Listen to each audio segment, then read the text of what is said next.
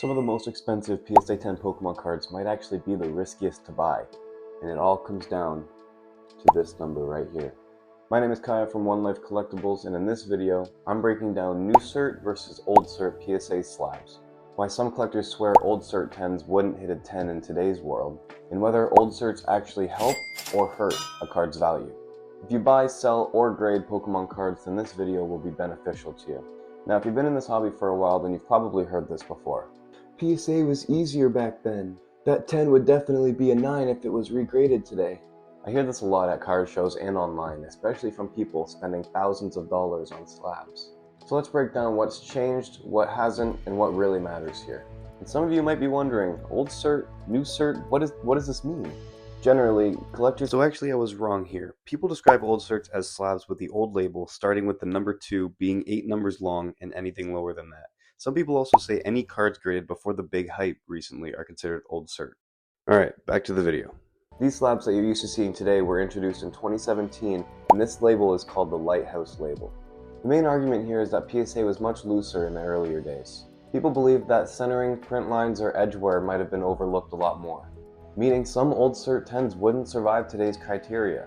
A lot of buyers even avoid Old Cert 10s completely. But this is where it gets interesting. Early PSA graders were extremely conservative when it came to grading cards. There wasn't any modern hype or million-dollar deals or Logan Paul, so there was no pressure. Some Old Cert 10s are beauties that could still gem today, and plenty of new Cert 10s have been cracked, resubmitted, and came back lower.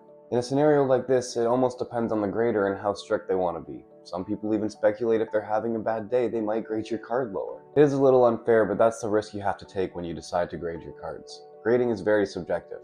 The thing is, PSA is the most desirable. So even grading with Tag, who offers AI grading, so no human has to even touch your card, it's not as desirable as PSA, so it might not run as much of a premium. Here's a truth that a lot of people don't want to admit. The slab itself does not change the card, but the market's perception of Old Certs definitely changes how people value them. Some buyers will pay a premium for Old Certs due to nostalgia. Others see Old Certs as a risk and can lower demand. This is what changed how I look at Old Cert slabs. If Old Cert PSA 10s really were that bad, then I don't think PSA would offer reholdering without grading. The grade stays the same. This is because PSA still stands behind what they graded it previously. At the end of the day, grading is incredibly subjective. What actually matters is the card itself, the centering, the edges, not just a number printed on the label. If you're buying slabs for your PC, don't buy the cert, just buy the card. If you're selling, you just gotta understand that Old Certs can attract or scare buyers away. It all depends on who's looking at it.